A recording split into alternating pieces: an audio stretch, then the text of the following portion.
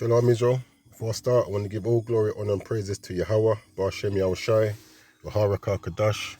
Double honors to the elders and apostles in Israel who rule and teach well, to the Akim on the Iwas and Byways and those pushing this word in true sincerity, to the brothers and sisters in the truth. Now, when we read the scriptures, it speaks about us being kings and priests of the earth. And one of the jobs of a king, especially a righteous king and a priest, is to make judgments on situations, and those judgments are to be righteous judgments. This is what we have to be trying to do. The scripture says, rehearse the righteous acts. So in our judging or making a decision or judgment on a situation, that itself has to be righteous. And that's not always the case. You see one person condemning someone else for doing something, but then they're not looking at themselves, not realizing that, I'm actually bringing judgment upon myself, because the first person that we're meant to be passing judgment on is ourselves. The scripture speaks about examining yourself. So this is Psalms 2:10. It says, be wise now, therefore, O ye kings, be instructed, ye judges of the earth. And we're meant to be judges of the earth.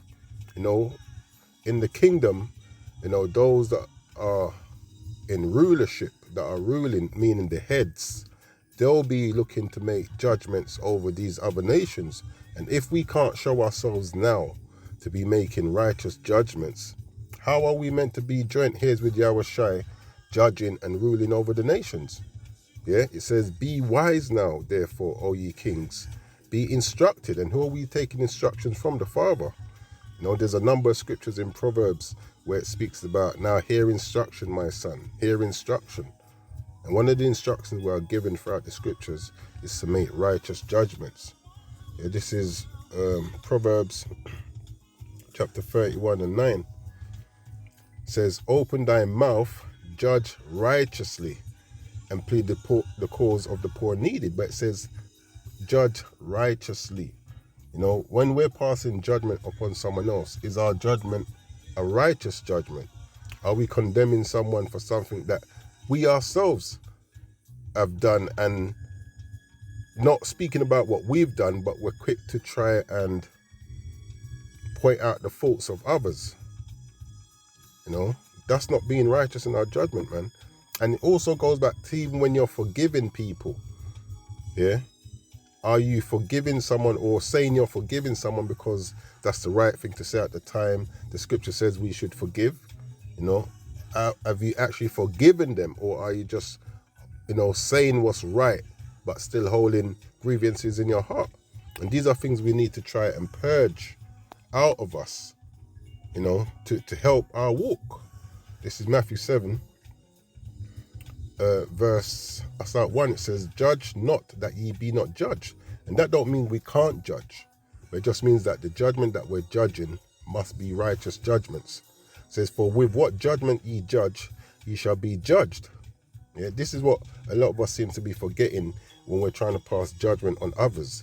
The same way we're judging them is the same way we'll be judged.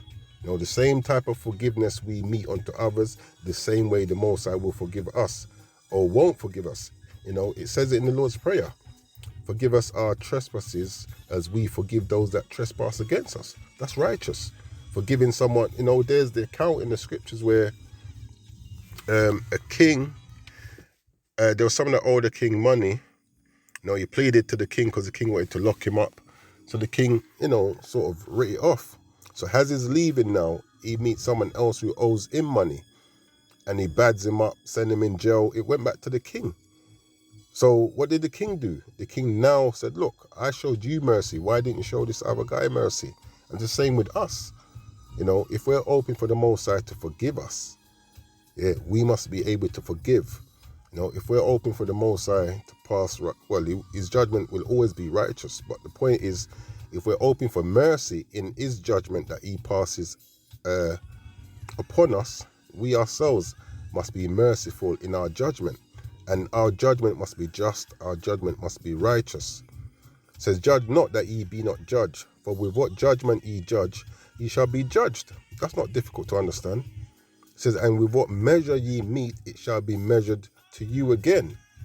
And hear this, it says, and why beholdest thou the mote that is in thy brother's eye, but considerest not the beam that is in thine own eye? Which is what a lot of people are doing these days when they're passing judgment.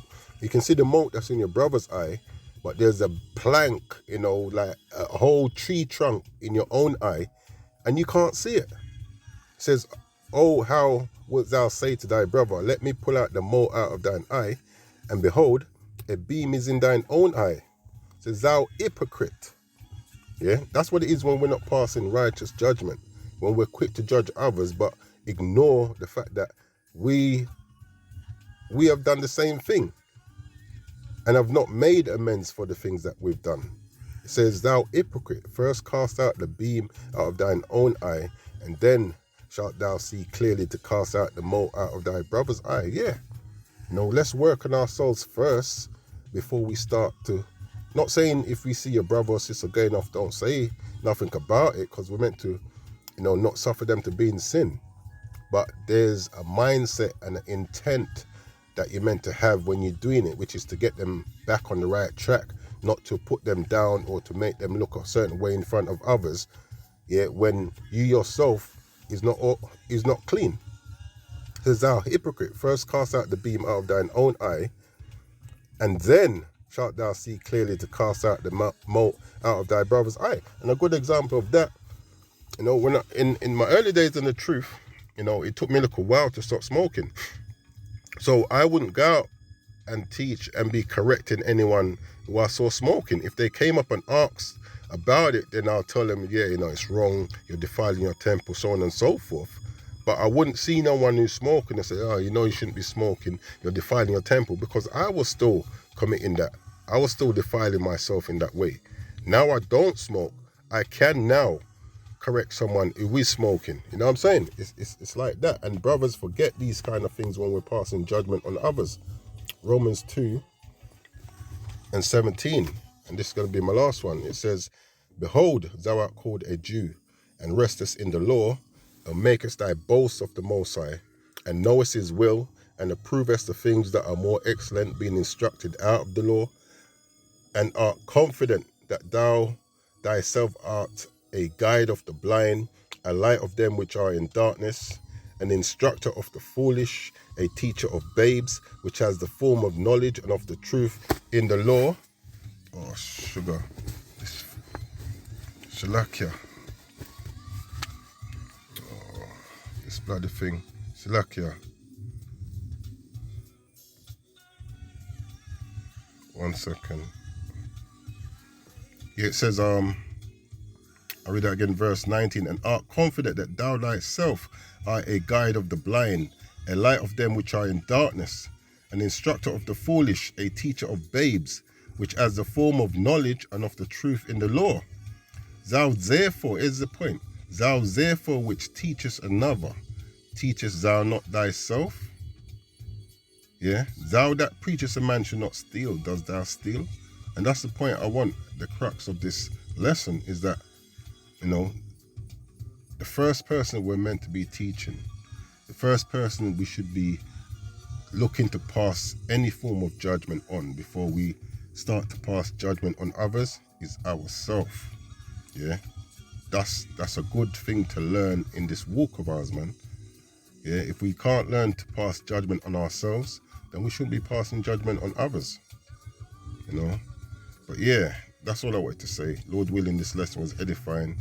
With that, I'm going to close out. Going to give all praises, glory, and honor to Yahweh, Ba'ashem, Yahweh Shai, Maharakakadash, Kwame Sha'Allah.